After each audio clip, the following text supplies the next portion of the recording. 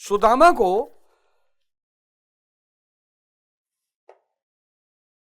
ब्राह्मण थे, लोग कहते हैं गरीब थे, कोई गरीब वरीब नहीं थे। सुदामा के पास एक ऐसा धन था जिसके लिए भगवान ललायित रहते हैं, और वो धन है भाव का।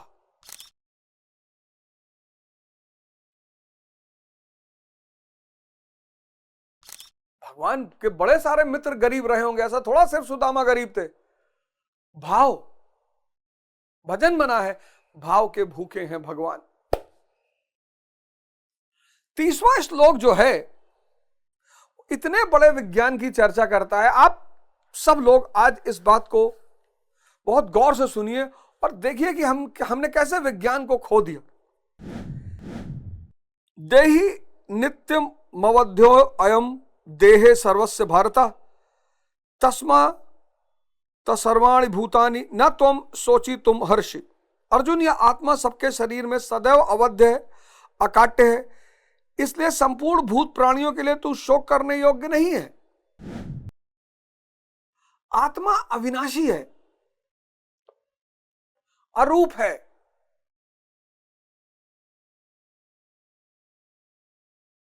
अविनाशी, अरूप।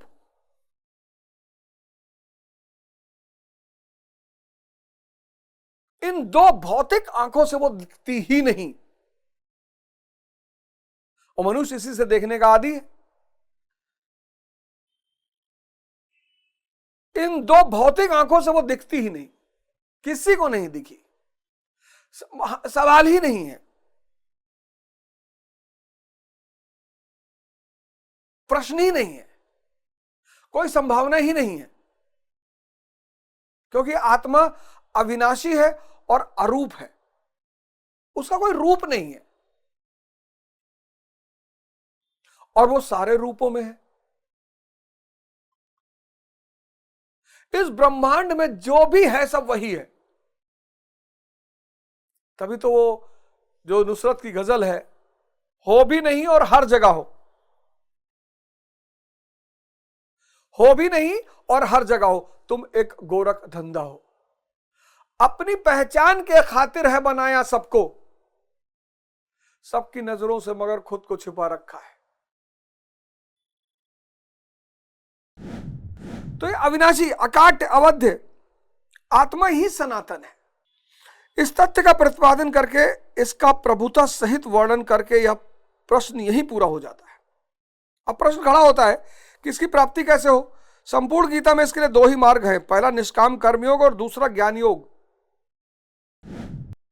निष्काम कर्म और ज्ञान,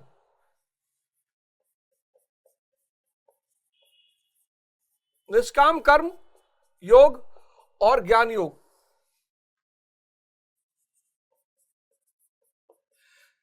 पूरी गीता में बस इन दो मार्गों की चर्चा हुई है। दोनों मार्गों में किया जाने वाला कर्म एक ही है।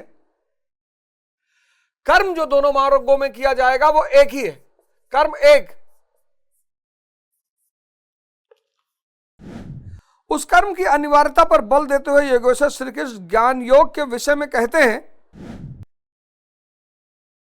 आगे दो ही मार्ग बताए, निष्काम कर्म योग और ज्ञान योग। आगे इसको समझाया, बुद्धि और इष्ट के मार्ग पर चलने वाला। इन दोनों शब्दों को आगे श्लोक में समझाया है कि इन दोनों का मतलब क्या है। लेकिन फिर दोनों मार्गों में किए जाने वाला कर्म एक ही है। ऐसा नहीं कि ज्ञान योग में कर्म नहीं करना, कि जानते हैं बस, समझ गए आत्मा ही सनातन है।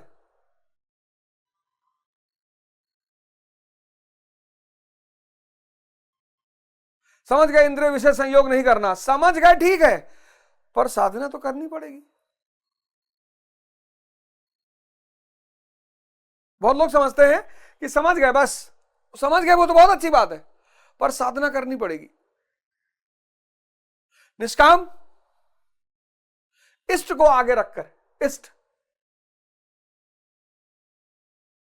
यहां बुद्धि, इसीलिए तो बुद्ध जो है वो ईश्वर और आत्मा की बात नहीं करते, कहते आत्मदीपो भव, अपना दीपक खुद जलाओ।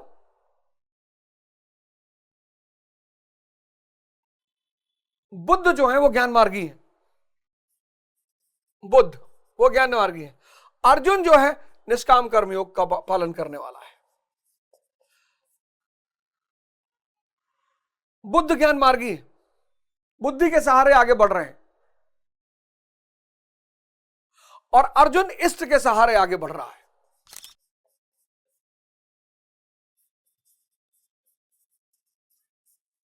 लेकिन साधना दोनों कर रहे हैं।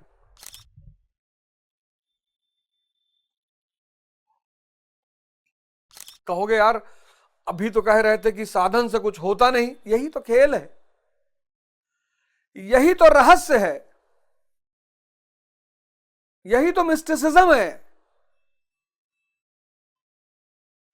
कि करने से नहीं होगा।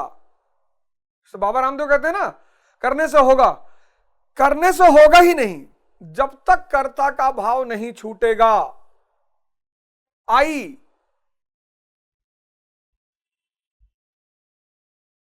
व्यक्ति पैदा होता है, जब व्यक्ति पैदा होता है तो उसको मैं का भाव समाज देता है, परिवार देता है। बड़ा महत्व है इसका। परिवार और समाज मैं का भाव देता है। मैं अवध ओझा, पुत्र श्री माता प्रसाद ओझा, निवासी गोंडा, भारतीय।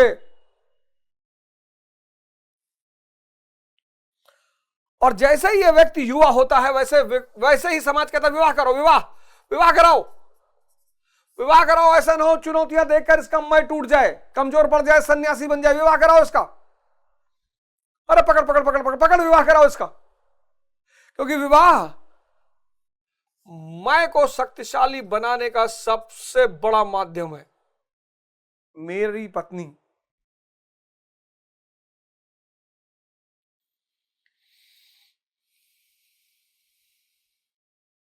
फिर मेरा बच्चा, फिर मेरा परिवार।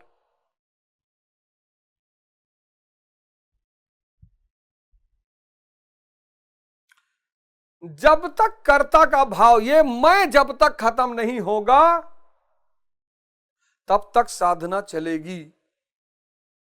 लेकिन इस साधना में तुम कुछ नहीं कर पाओगे,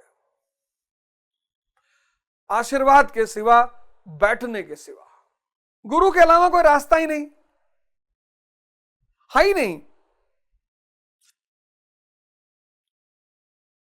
नहीं तो कबीरदास जी भगवान से तुलना करते गुरु की, और भगवान से बड़े होने की तुलना करते? कभी ना करते।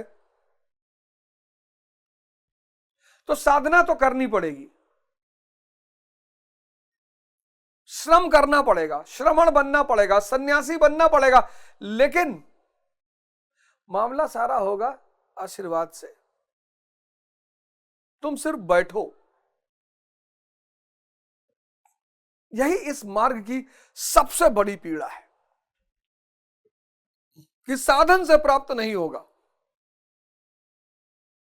मतलब छोड़ दें, भाग्य पर छोड़ दें, नहीं, साधना करना पड़ेगा। और दोनों में से कोई एक मार्ग आप निकाल लो। निष्काम कर्मयोग, इष्ट को सामने कर लो और साधना करो, या बुद्धि का सहारा ले लो और सामना करो और साधना करो। पर साधना करना पड़ेगा।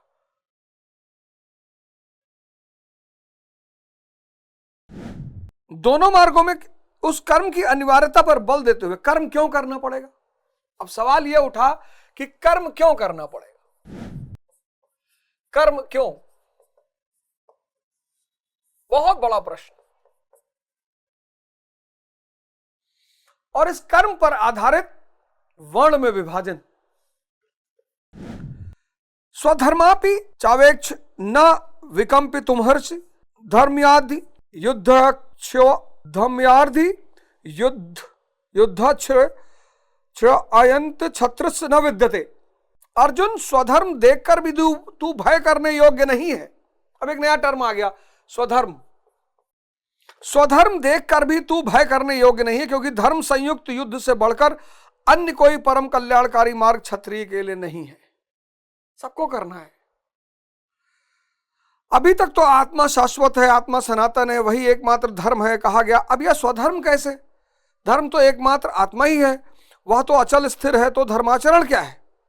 वस्तुतः इस आत्म पथ में प्रवृत्त होने की क्षमता हर व्यक्ति की अलग अलग होती है। स्वभाव से उत्पन्न इस क्षमता को स्वधर्म कहा गया है। वस्तुतः इस आत्म पथ में, ये जो आप साधना के पथ में चलते हैं ना, आत्म पथ, इस आत्म पथ में चलने की जो क्षमता है, आत्म पथ में प्रवृत्त होने की क्षमता हर व्यक्ति की अलग अलग है, हर व्यक्ति की अलग अलग है। स्वभाव से उत्पन्न इस क्षमता को स्वधर्म कहा गया है। स्वभाव से उत्पन्न इस क्षमता को स्वधर्म कहा गया है।